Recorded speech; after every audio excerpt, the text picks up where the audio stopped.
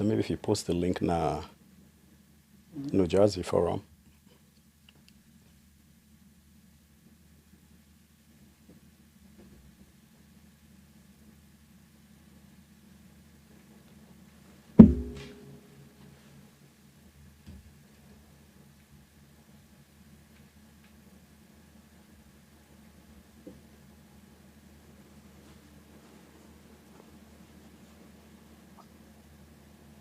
Okay, we are live. We're live. Yep.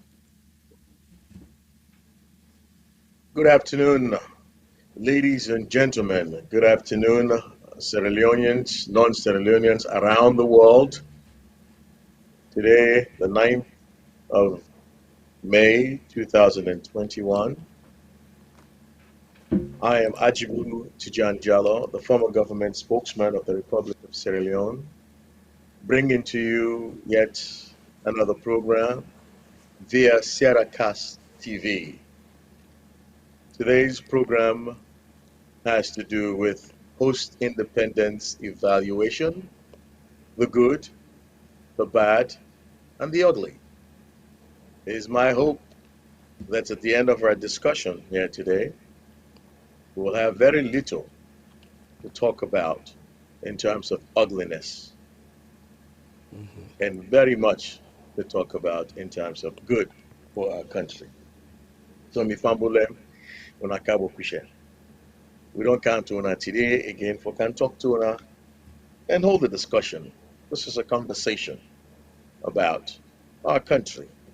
The hope is that we'll bring awareness. The hope is that we'll bring some amount of fortitude and hope that every one of us, in we own rights, in we own capacity, will actually take steps for improve Mama Salone, be it politically, socially, economically, or otherwise.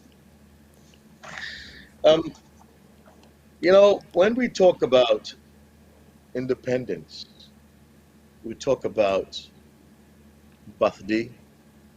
Birthday normally na a term for make you evaluate your life over a period of time. And of course, essentially all over the world, birthday now once every year. It give an opportunity for take a look back as to what you don't do in life, what has been your achievements, what have been your accomplishments, what have been the plans and objectives that you've set for yourself, and how you've achieved those plans and objectives. At your birthday, you tell God thank you that you're alive. You tell God thank you that you're aware of where you're at, but you also measure the optimality with which you've achieved such successes. So, therefore, anytime when you talk about independence, a birthday of a country, you talk about sovereignty, you being able to fend for yourself, you being free to make decisions for yourself. You think about patriotism, nationalism, you think about your culture, you think about your heritage, you think about you. Who am I? I'm not looking to imitate or mimic anybody else. I have a space of my own. I'm I'm there. I occupy my own space. I have my own style. I have my own dealings. Others can be compared to me, but I cannot be substituted. You think about legacies. You think about patrimony. You think about endowment. Endowment in the sense the initial provision where you get with which you build on. You know, we can say growing up, we expect that we parents them will make them possible for make we get the marketable for develop the marketable skills which society require and desire, such that we're able to make formidable contribution to the world in general. That is also akin to a country. A country gain independence from a colonial master, and of course, given your initial endowments, be it natural resources, be it human resource capacity, you're expected to build upon that, okay, and provide for your people in terms of being civilized, in terms of societal needs, in terms of healthcare, in terms of education, in terms of infrastructure, in terms of alliances, in terms of access to things that you don't quite produce, and leveraging the opportunity for trade with other countries. Certainly, we will not be able to explain and talk about all the things that we involve in a country's progress since independence. But I think by way of an opening statement, this could give you a snippet of what we hope for discuss, what we hope for look for, and what we hope for evaluate in this program. I'm not there by myself today. I'm not by myself, certainly. I have a very prolific gentleman, fine gentleman, who is with me and will help me in this discussion. That individual is Mr. Professor Pavi Jallo. And I think one will want to know who Professor Pavi Jallo is in terms of his authority to speak to issues bordering on post-independence evaluation of Sierra Leone, his capacity, his consciousness, and his ability to do so. So I will therefore now um, ask, welcome, first of all, welcome Mr. Pavi Jallo to the program. Professor Pavi, welcome to the program. Thank you. Thank you. It's And a pleasure to be here. wonderful. I'd like to give you an opportunity to introduce yourself to our viewers. Keep in mind that we have viewers that will be viewing us right now. There are those who will view this program afterwards, and certainly we'll expect viewers to bring in comments and ask questions as we go along. But over to you, Professor Patti. Please introduce yourself. Thank you. Thank you so much, Mr. Jallo. I also want to take an opportunity to thank Sierra Cast TV for bringing this program to the world, I should say. Also want to congratulate the Republic of Sierra Leone on 60 years of independence. There's always an opportunity to look back and see where we may have faltered along the way, and also where we have built some successes over the last 6 decades, and certainly where we should be headed. Again, my name is Pavi Jallo, proud citizen of the Republic of Sierra Leone, as well as the United States. I had the privilege of attending primary as well as secondary school in Sierra Leone in the provinces. Gained experiences there that helped me move on to the United States. So I attended college here in Northern Oklahoma College, earned a degree there in business administration, then moved on to Oklahoma State University, earned a Bachelor of Science there in economics before transitioning to New Jersey for graduate school.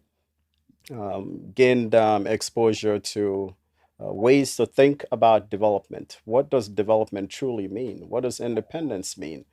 You've narrated a really good story of the things that we expected to gain as a sovereign nation. My experiences have moved from earning a master's degree here at Rutgers University in New Brunswick, New Jersey, working with youth, young people, developing secondary school or high school seniors, as we refer to them here, and college students, partnering them with corporate America, Fortune 500 companies, developing internship programs that train and develop the skill sets that young people need to become successful in society. Had that position for about 8 years as a business development manager for that organization, a nonprofit organization.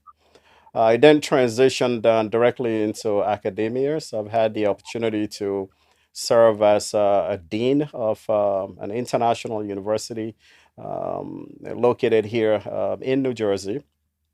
In that position, I had the opportunity to manage resources, looking at not just those students that we worked with, but also working with faculty, seeing the processes that must be followed, that must be developed and followed, so that we can build the right type of skill sets that labor forces need, that businesses need in order to be successful. Great opportunity there. Worked in that role for just a little bit over 5 years, and then transitioned into the classroom. So currently, a faculty member of two institutions here in the great state of New Jersey. I teach at New Jersey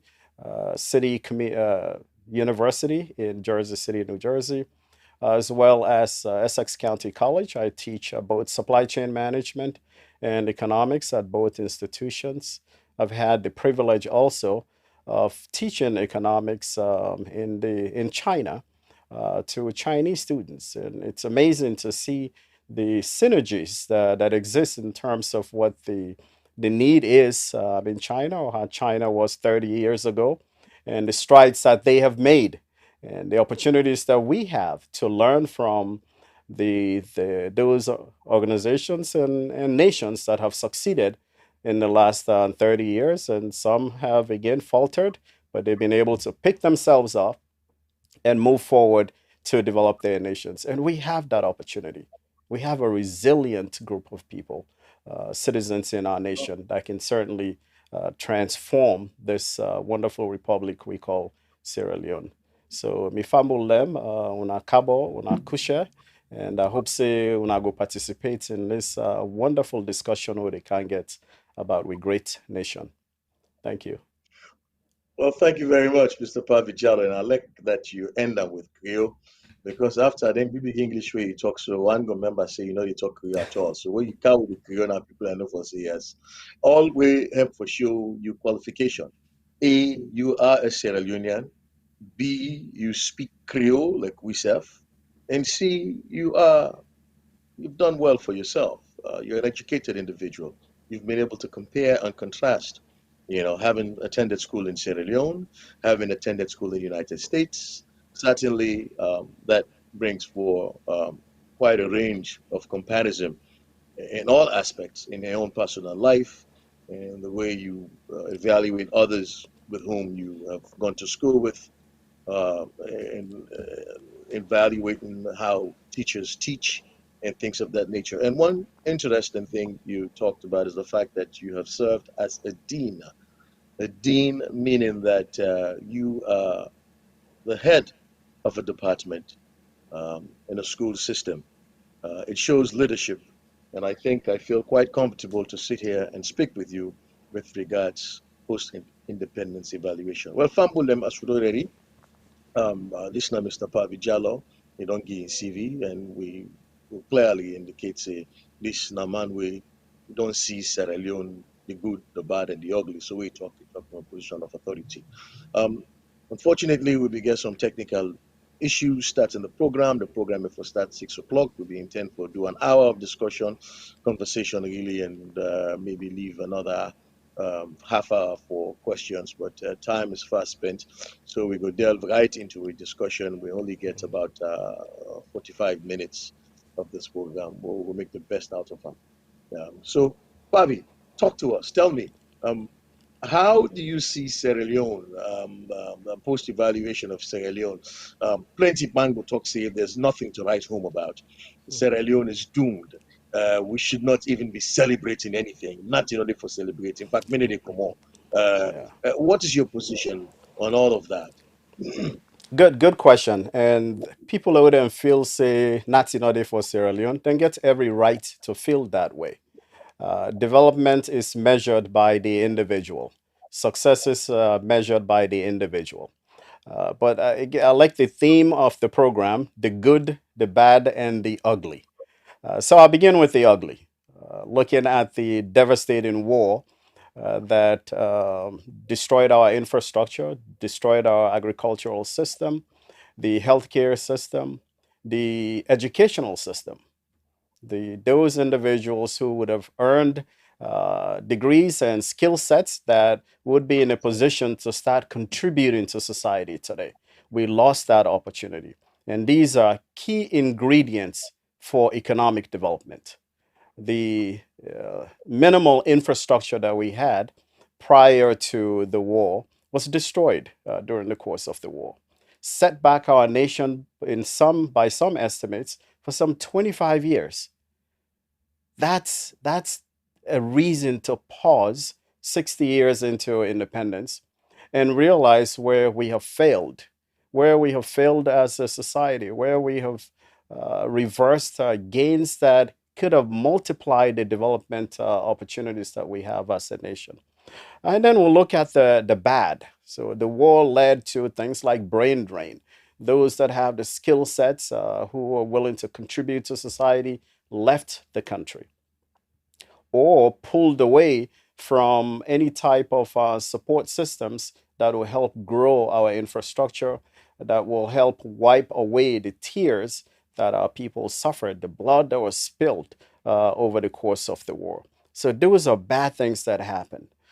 Other bad things are the uncertainty that we still continue to create in our public domain. Uncertainty about how rules will be applied, how businesses will be taxed at any given time, what interest rates will be, how will we manage GDP growth, knowing fully well that gross domestic product and improvements in productivity is really what raises the standard of living of a people.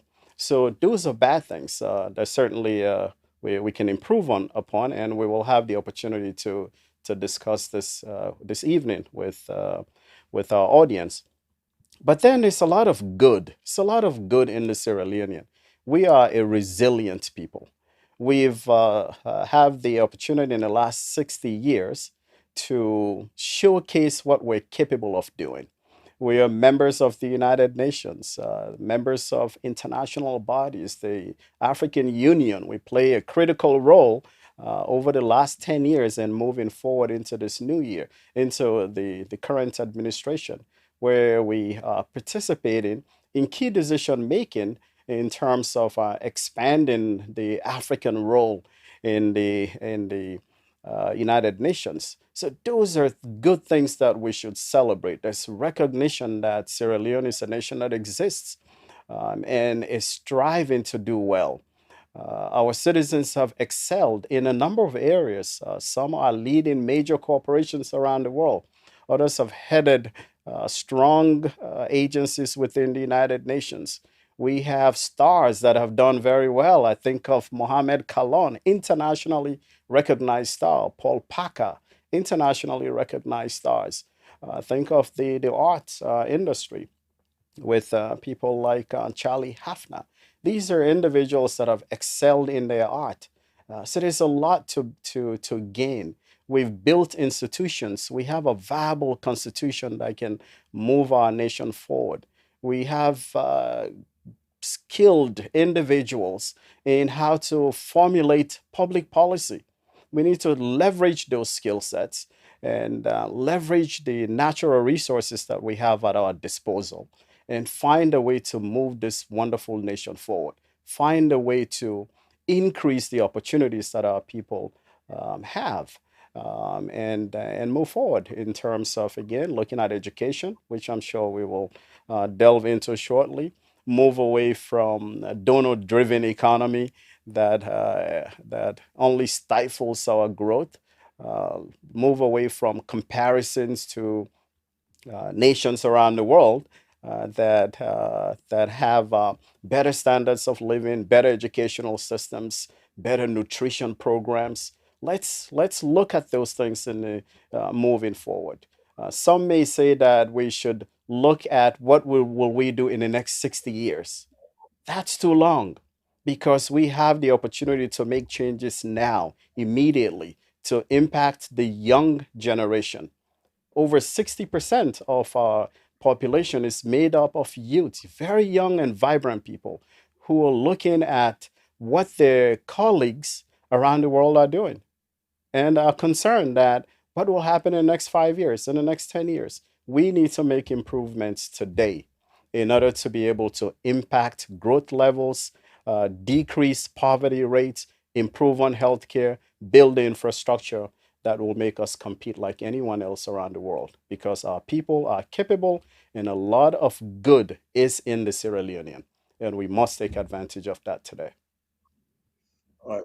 Thank you. Thank you very much. Thank you for all of that, Professor Vavi. Thank you.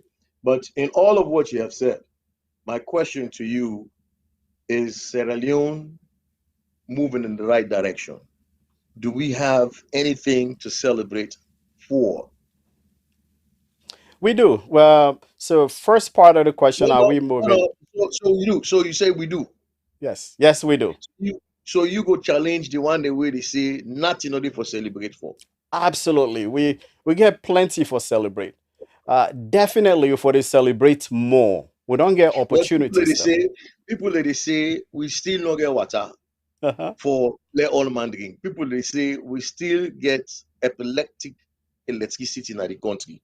Mhm. People they say we still not able for feed ourselves, meaning that government get for spend over $200 million, okay, a year Mhm. for import rest. Mhm. What you go say about that? I mean, not a sufficient justification now for say we not get. In fact, some man say them for sell the country, give the country back. Sef. Let England can't take we back. Let we go about to business because we're not Yeah. really able to sustain ourselves. Yeah. In that circumstances, they how you justify your own position now? Again, I understand the reasoning behind why make them feel say natty naughty for celebrate. I mean, if you walk on any village or street corner in Sierra Leone, you dey see a lot of reasons and why make people and say natty naughty for celebrate. But we get for look at the issues them and the opportunities that were available in Sierra Leone over the last 60 years, right? Holistically, things then they for celebrate. Then small, that is true. Okay, then small, but we don't make some progress. And because we get the ability for learn from we mistakes them, that means say we able for move forward. We will talk about leapfrogging those nations that appear to be doing better. What's in True that say, improvement you will make? for example, the institutions that we don't build, they need to, yes, you need to put food on your table. I understand that. I understand the fact that building colleges and universities or building roads, but me, an economist, go tell you say that infrastructure development, building those roads, actually they help for elevate standard of living. Give you an How? example. Look at Peninsula Road. Okay, just as Mhm. a small example. Just 10 years ago, Peninsula Road now be a dusty area, wilderness basically. Because of direct infrastructural development, just by simply building the road, that area don't become a vibrant economic zone. If you drive through Peninsula Road, you see businesses then they do better. Certainly, they can do better. Certainly, they can improve the economic well-being by 15, 20 percentage points. So the progress in Sierra Leone is slow. That's part of our issue. It's extremely slow, especially when we can take advantage of we so-called backwardness and try for improve living standards. But there's some things to celebrate. There has to be. Okay, and we get But one for will argue with you see, one will yes. argue with you see, then who then they way they talk so they were there just after the wait man then left way. And Mhm. then who then they be even safer because then we get side them way fire force can go hook them machine and get water Mhm. every 4 mile or so. Then we would then they get thing that we then can open them, then go under, they will for do things them underground pipe, then they undergo where they pass. Then say now all them one then they don't lost, all long clogged up. So in other words, we they retrogress as opposed to going forward. So So in that regard, in that regards, absolutely, we don't reverse some of these gains we may not make moving into independence. Some of those structures were there, um, but at the same time, progress again is measured by an individual and by society as a whole. Waiting we need for focus on is how do we fix those issues. That's infrastructural development. Yes, the road being dated during the colonial era, moving through Peninsula Road, but the changes that may happen over the last decade and a half, the small progress we don't make, it don't prove to we say if we come together as a nation, if we build the necessary infrastructure, if we create the environment for let businesses then thrive, we can do better. We can elevate with standard of living. We can compete with anyone. And it's that not like small example, it's not like yes. say you promote the APC manifesto, then what the way they talk should come together, all them thing the way you talk. Now APC manifesto that is that what you're saying? You say in other words, what you they say if APC come back, things will get better. Now, well, let me put it this way: if uh, coming together as a people, investing in infrastructure. If the current government do that, things will get better. If they create the enabling environment for let businesses then thrive, for improved GDP, if they manage the simple things such as taxation, they in the upwards of 30% at this point. If you manage those things, if you decrease taxes and allow businesses then for thrive, decrease uncertainties in the marketplace, then certainly the current government go improve and move the needle. In this case, by leaps and bounds, hopefully. So it may sound like the APC manifesto, but it's a Sierra Leonean manifesto. Okay. I like that. And Fambu, I told like not to say we want to talk party business. I want to talk party business, but I think to say that something way meaningful for Bugen coming to Mhm. bear. And certainly we could delve more into economy. But I want to agree with you to a great extent for say yes, certainly we've we've moved from a state of inertia. Usa will be day 1960 to Usa will be now. A different people kind of overzealous for see growth, for see we looking like United States and looking like advanced countries. But certainly we not get all the initial endowment that we didn't get. So we're not able to move with such alacrity. And also we get issues of corruption. But when you look at technology in itself, we don't benefit from technology to a great extent. Certainly it's not to be compared with advanced country. But now we'll discuss technology for a moment. Okay, Mhm. technology wise, how we be there back in the 50s, or what we know, we're not going in the 50s, but we know we be the take telephone, we the dial am. Okay, we the ready for calling a slot, we the go calls on side and pass them Yes. through different. So talk to Fambulem, based on your studies and the research Mhm. we don't do, the improvement of technology that we country from then 10 and to now. Yeah. Um, again, growth. Okay? Things to celebrate. The environment where we people are not create as a nation, the involvement of creation of opportunities then for let businesses then thrive. So today, for example, you can then nami own village and able for make call to someone in China, someone in the United States. We get things like orange money, right? You can actually provide resources to some to small scale farmer all the way in a small village where you get 5 houses. We have the ability to do that. We get the ability for manage some diseases that we've been get challenges with in the past. Right, we've taken advantage of improvements like polio vaccinations. We don't manage for learn from the stranglehold of Ebola, and that experience they help in managing the current concerns with COVID. I know say yes, we need a tremendous amount of improvements in communication. Try for catch up with the rest of the world in terms of internet connectivity. That's an area we'll need for improve. Need for improve in the area of education. Today, the world depends on technology for educate their citizens. And that's an area where we get a chance for even leapfrog other nations that we would compare ourselves to today.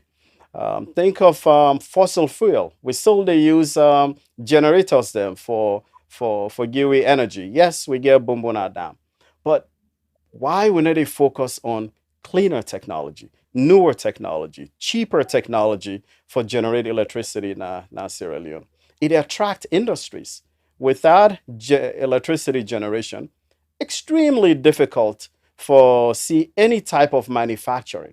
So we're still These dependent. things you're talking about, these Yeah, things you're talking about, you make it sound like it's easy. Just go into the United States or go wherever and bring these resources and bring it to Sierra Leone. yeah, How do we attract these things you're talking about yeah. renewable resources? How do you do Yes. it? So it's not easy. So it's not $100 million, and you have all of these things readily available. It's creating the environment first, focusing on infrastructure. You build, they come. So I gave you the example of Peninsula Road. We built the road, businesses came. People built homes. It attracts businesses. Same reason why the developed world creates these free trade zones. They build and the businesses follow. What we need to focus on is looking at these technologies. So I'll give you an example of solar energy. There's an organization here in Newark, New Jersey, one of the leading organizations in solar technology that I met with recently. And they shared with me that they have the capability of building solar panels using local resources in Sierra Leone, using local raw materials in our country and build solar panels and cut the price of a kilowatt hour by half based on what's currently there. That attracts investments. So it's not an easy transition. You work by attracting businesses to come to your nation. First, building the right type of infrastructure. Secondly, providing the skilled labor force. So, education, primary school level, all the way through tertiary education. Building that will attract industries, will attract this technology, this wonderful technology that we all want to benefit from. So there are opportunities there. I know it's a long road, but without creating the environment, without eliminating uncertainty, even diasporan community will be concerned about investing in our nation, helping to expand our GDP, for example. Okay. So So those are certainly some of the there's challenges. so certainly there's potential there. There's room for growth. Okay, but that notwithstanding, Sierra Leone can still, and you will agree with me that Sierra Leone can still be proud of some very fine, educated individuals that have come into society and have made Mhm. mark in the world order.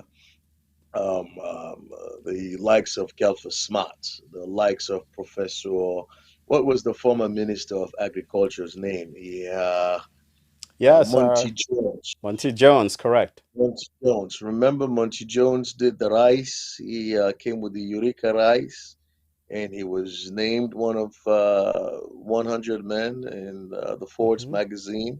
Absolutely. Okay, and there are quite a number Absolutely. of historians. We also have Cecil McBailey File. Hmm.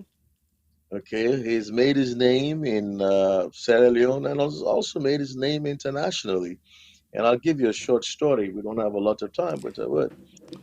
When I went to the Ohio State University, I attended the Ohio State University. I'm a Buckeye. Um, I'm out of the College of Food, Agriculture, and Environmental Science. My background is agriculture economics. But from time to time, we'll have to go take classes up in the humanities department. And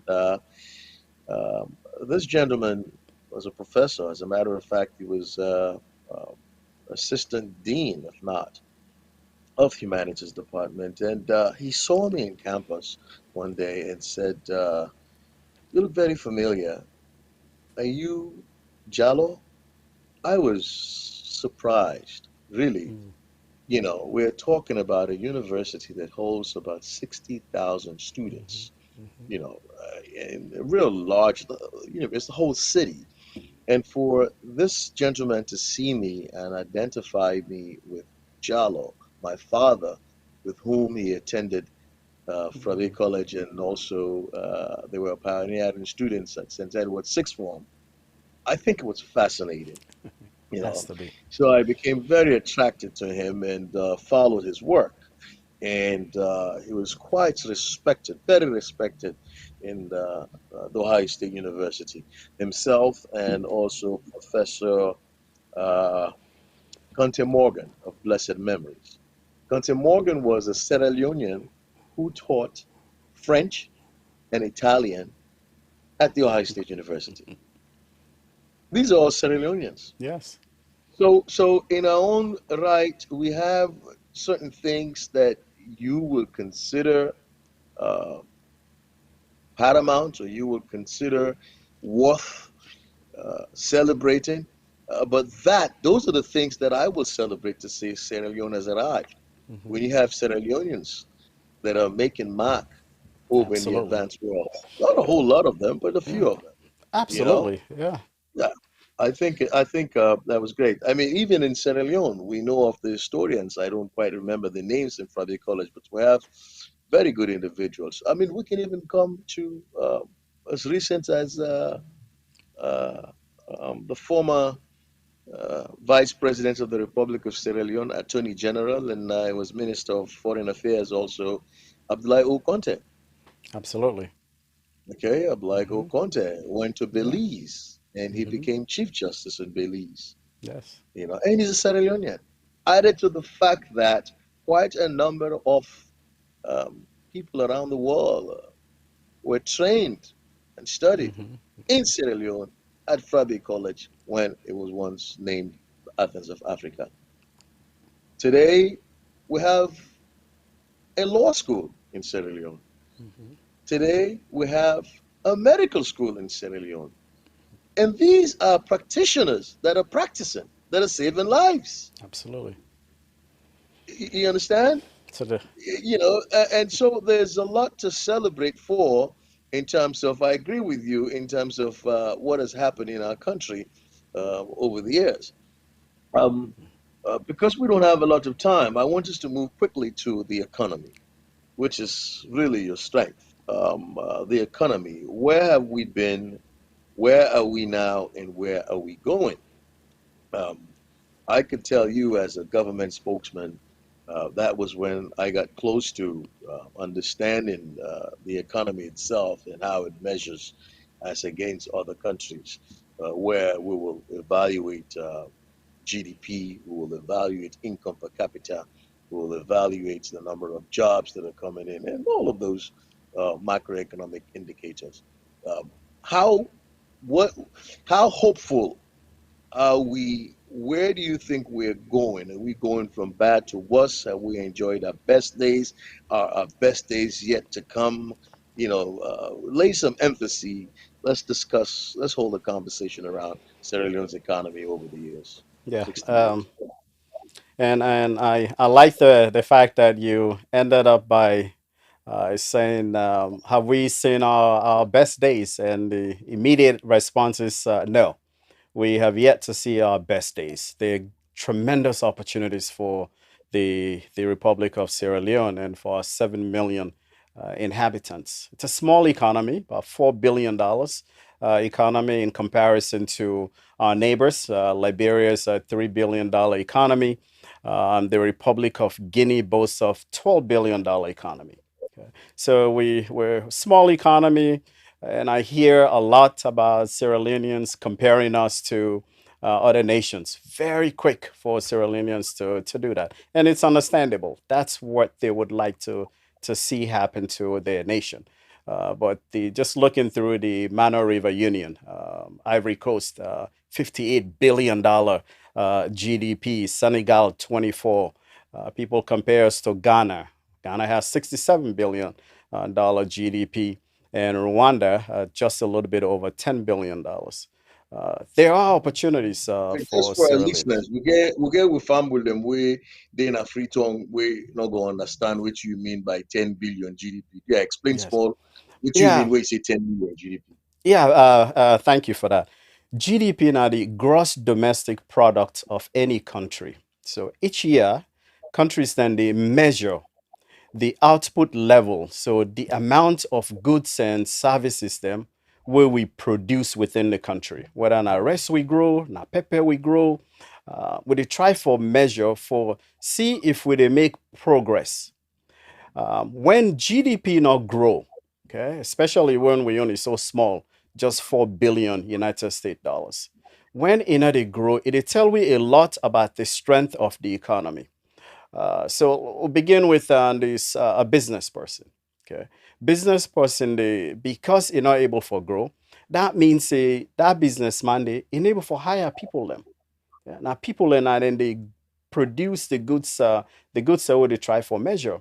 That means the local farmer na Rokupur, he only get two people who they work for him. So the neighbor for produce more. Now hoe and cutlass then they use for work na them farm. So the neighbor for produce more. So GDP na they grow.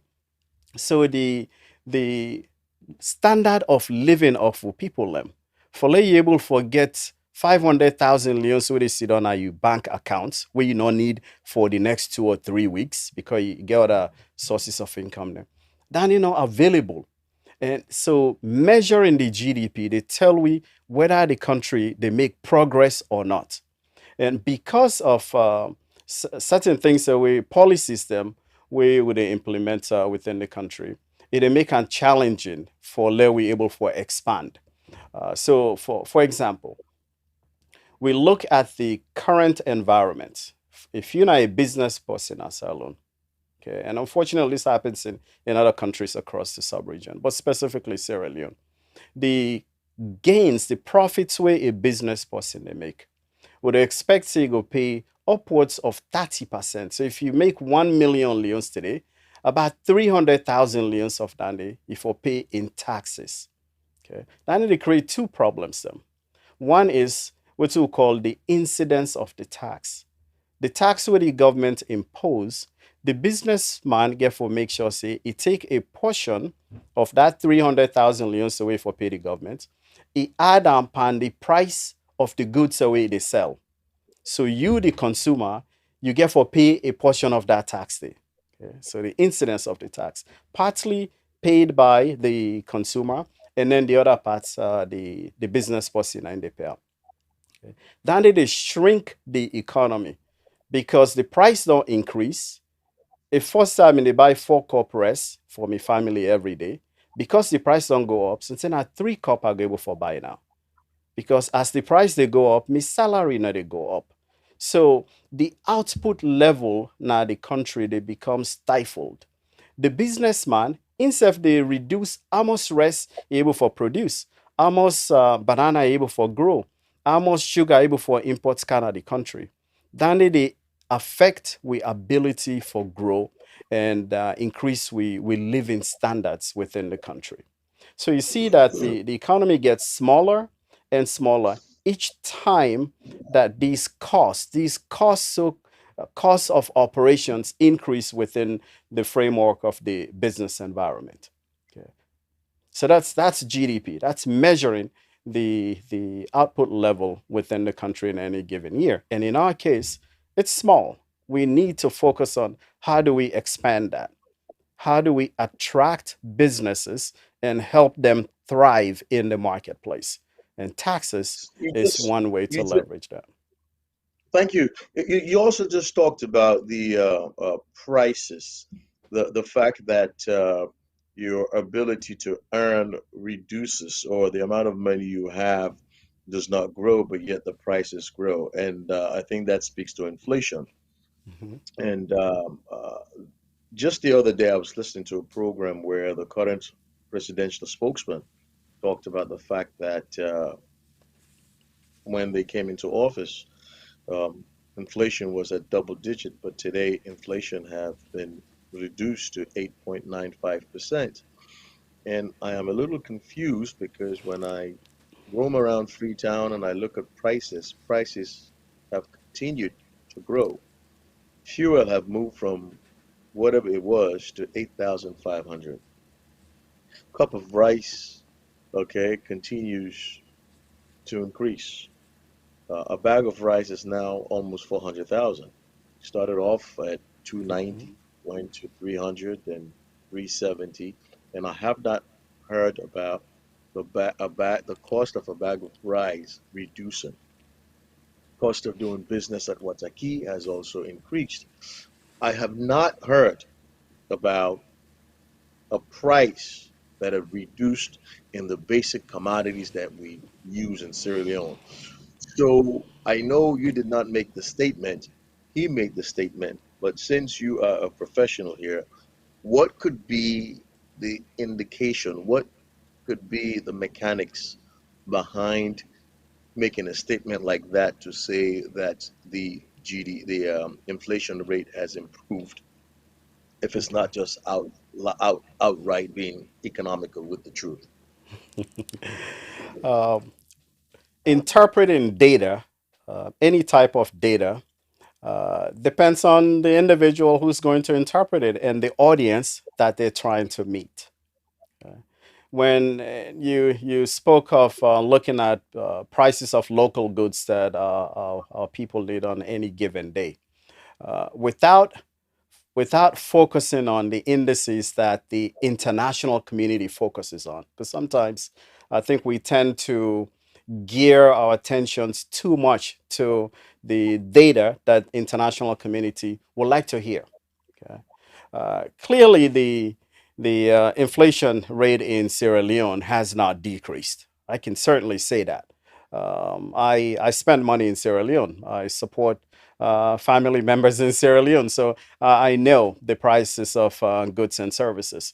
So I wonder specifically what data he was looking at and why he chose to make that type of interpretation. I'll tell you the impact of inflation and how it affects us and the causes of inflation.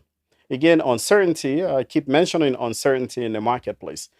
Business people, economics requires us to minimize uncertainty. Whenever there's uncertainty in the marketplace, it raises the cost of production. It raises the cost of businesses to be able to run their operations optimally, where they are able to hire more people, expand their production capacities, and compete with the sub-region, if you will, if we want to just focus on that area. There are a couple of types of inflation that affects us. First, inflation is general increase in price levels, as we all know. But in Sierra Leone, the primary reason why we have inflation is because of the cost of operation. And we refer to that as cost push inflation. That means that the cost of running your business, so here we're being taxed 30% of more or more to operate our businesses. And we also need to import because we're an import based country, another issue that needs to be addressed because of lack of manufacturing, even light manufacturing within the country. So cost push inflation decreases again the size of the economy and hurts the consumer because the consumer is going to be partly responsible for that increase in price level across the country. So businesses, as cost push inflation takes hold of their organizations, you'll find that they either scale back on what they do or close down and find a neighboring country. We do not have a monopoly as a nation on investors. They find a country that's more amenable to working with businesses that does not create the uncertainties that lead to increase in price levels that encourages competition within the business community and can improve again standards of living. At the end of the day, those complaints that you hear from people around the country has to do with the fact that the increases in standard of living is infinitesimal. They're not feeling it. They're not seeing it. They're not, it's not tangible at the end of the day. So we say being able to take 5 mondo for each per day, now not 3 mondo are able for each because the prices of goods and services continue to increase, whereas your wages are not increasing to meet that particular new price structure. So there's a And lot to as do you there. inform us of that, also provide us with what are the tools, what are the measures that we can take to reverse that trend? Because it appears that that trend continues to permeate itself in our system. Yes, and it certainly does. Great question. It certainly does. So first, public policy. So we have economics, social science looks it helps us determine how do we use scarce resources. We do not have an unlimited supply of resources, and we recognize that. Okay. So how do we use scarce resources? This is where economics and public policy meet at an intersection. We look at the theoretical aspects of economics, but also recognize public policy has to do with human life, with the ability of Now, people to become. I don't intend to cut you off. When you say Yeah. resources, I mean, we have arable land, we have timber, we have Yes. water for marine. I mean, we have human, we have young guys running around with nothing to Hmm. do. So, Yeah, there we go. So first, we're dependent on raw materials to generate income for our country. Nations will not increase their standard of living, they will not expand their gross domestic product by focusing on export of raw materials. You must add value. Okay? You must convert those resources into semi-finished products, or in supply chain we say they're WIP, they're work in progress, right? Things that can mhm. they've you've added some value to them. So if we export cocoa, I think the last year we exported about $31 million worth of cocoa from Sierra Leone. When we export it in its raw state, the value is limited. We have no control over prices of commodities around the world. When we add value, it does two things. One is it creates employment opportunities for our people, and then it also increases the purchase price of that product because we've converted it, at least semi converted it, to a finished product that can be used by other nations or other businesses around the world. So we export a lot of timber, right? Lots of timber outside of Sierra Leone without focusing on the environmental aspects of that, which is serious in itself. But because we're exporting timber in its raw state, we are not benefiting from it. Okay? Just recently, I joined a group discussion on exporting crude oil from Africa and other parts of the world. Without the refinery to add value to crude oil, you will still get $45, $50 a barrel. Okay? Once you add value to it and convert it to a finished product, the ball game is over. Now you're able to increase employment opportunities. You're able to develop new businesses that can expand your economy. You touched on the young and youthful, vibrant population that we have. Yes, some did not develop skill sets as a direct result of the war. They did not have the opportunity to do that, but they can be trained rather quickly to become participants in converting some of our raw materials to finished products. Imagine we begin to convert granite to peanut butter and package them and sell them out. Mhm. Imagine the progress, the number of people that we will get jobs, the change in the balance of trade where last year we import some $1.1 billion worth of products into the country because we manufacture nothing, export about less than $700 million worth of raw materials outside of the country. We have a long way to go. We import over $100 million worth of rice from China and India. Why? All this arable land. But on this rice thing, Yes. many insist that we should grow our own rice. Mhm. Okay, and I'm saying that if it's that easy to grow our own rice, I think it would have been done a long time ago. Mhm. Okay, if our local rice is now more expensive than the imported rice, I think it speaks to the fact that we have an issue of competitive advantage. And we Okay, do. whereas maybe in as much as we believe we can grow our own rice, but it costs a whole lot more to grow our own rice, and it takes away from other things we could be doing. Would you Yeah. agree with me? I agree in terms of the comparative advantage. Okay, so China, India, other countries around the world, they have a comparative advantage. But have we looked at the opportunity cost of continuously importing rice, the primary nutrient that our people need? What are we losing? Have we focused too much attention on the extractive industries, where the expectation is that we will earn hundreds of millions of dollars from diamond mining and gold and bauxite? What's the opportunity cost? What are we losing? That's again where economists look at comparative advantage. So if your nation has a lower opportunity cost of producing one product, then you should produce that product. Okay, understandable. But when it comes to public policy, you're playing with the lives of people. So dependence on someone else to feed you, even if they have a comparative advantage, why do we not learn from what they're doing differently? Right? We developed, you mentioned Professor Monty Jones and the role that he played in rice development.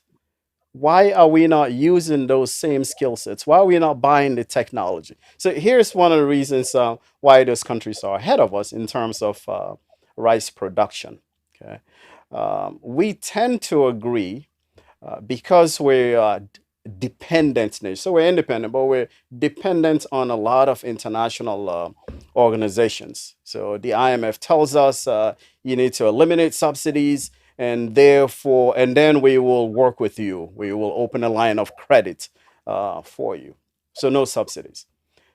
Developed countries, including here in the United States, okay, member of the international community, well matured economy, their farmers receive over $50 billion annually in subsidies.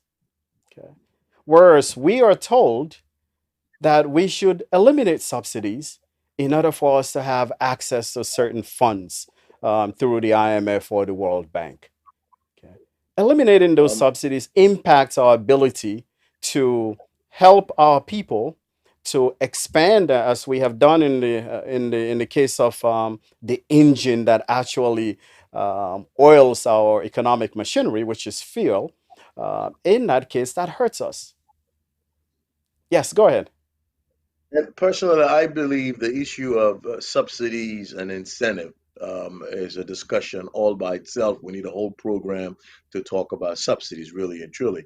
Um, we will not be able to do justice on the issue of subsidies Hmm. just on the very short time we have.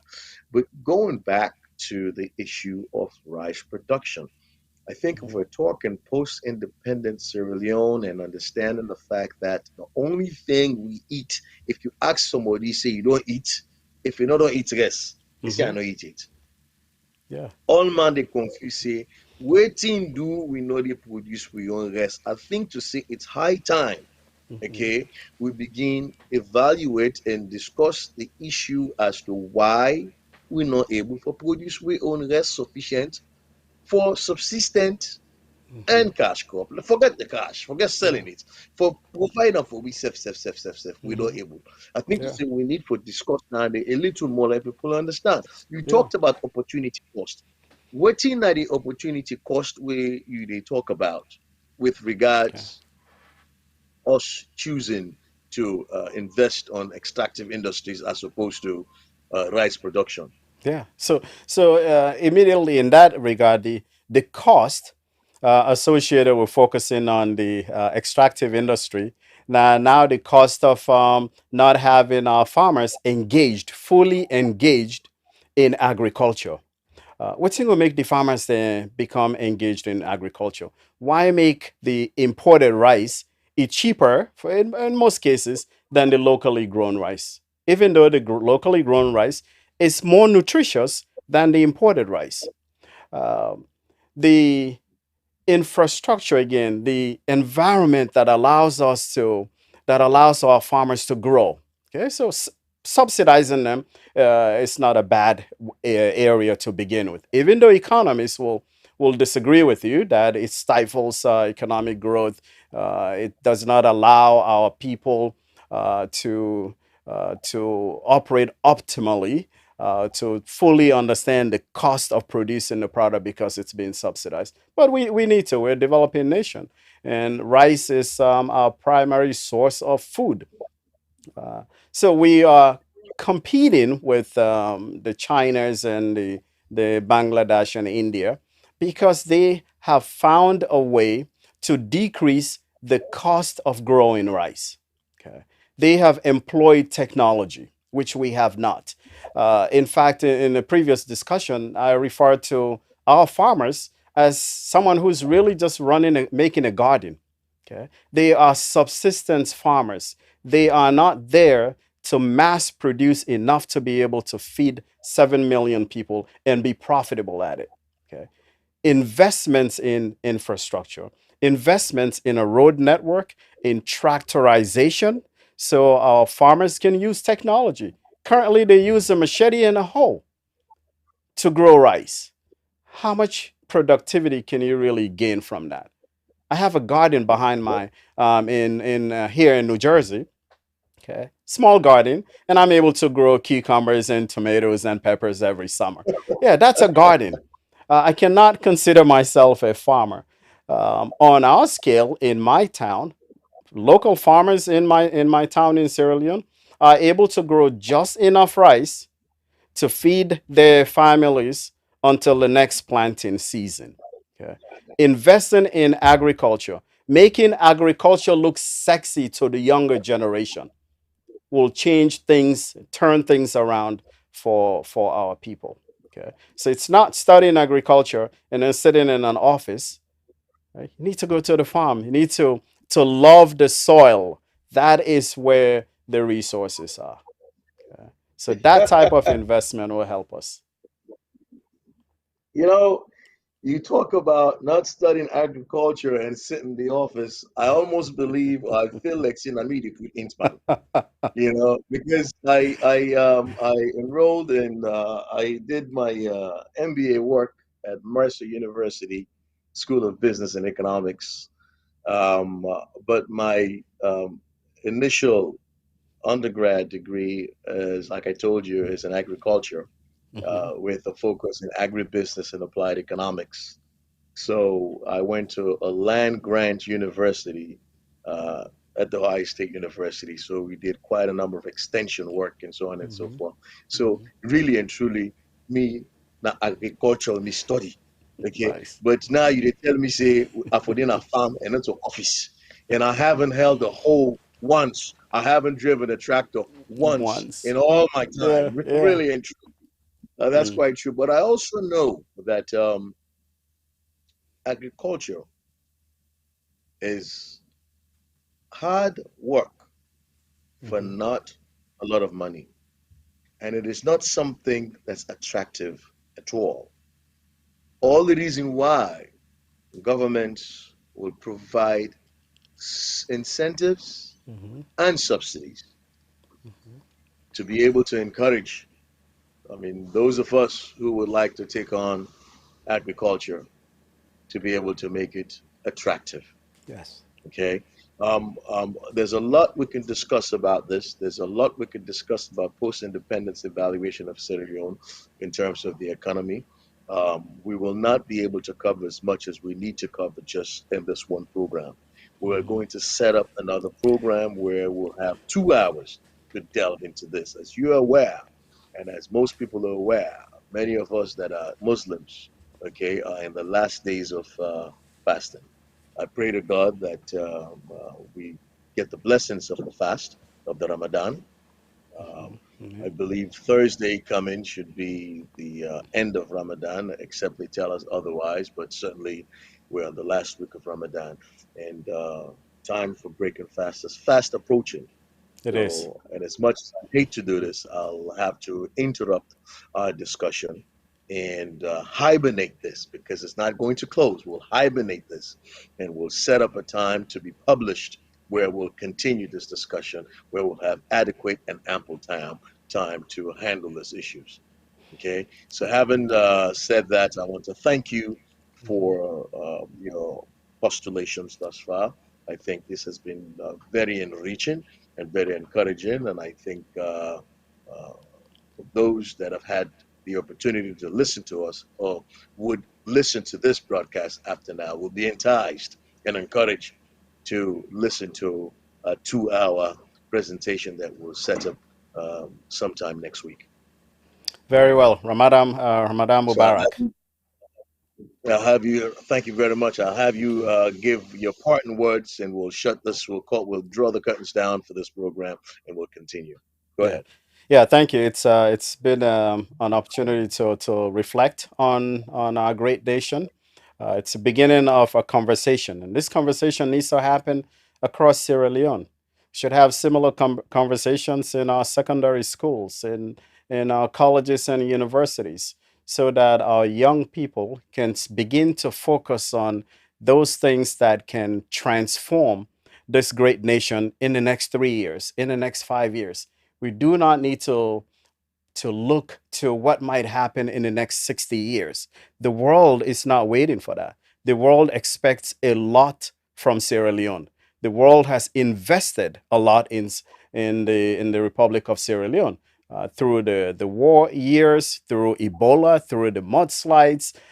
We need to transform. We need to begin to show that all of those investments by the international community, especially so our neighbors, the African community, nations like Uganda and Nigeria and Ghana and Liberia and Republic of Guinea, they have invested in Sierra Leone. We need to start proving that the investment was worth it. And I hope this conversation has started the process of getting to that very, very quickly. Thank you so much again. Thank you. Thank you, Professor Pavi. And I want to thank our viewers and listeners and would be viewers. And certainly, we want to recognize and thank the proprietor of Sierra Cast TV for making it possible for establishing a platform where we can reach out to our compatriots and our people and speak our minds and hold conversations that are pertinent, important, and very prominent and poignant to Sierra Leone in general. Thank you, and we'll shut it down now until we get back together. Thank you, and bye bye.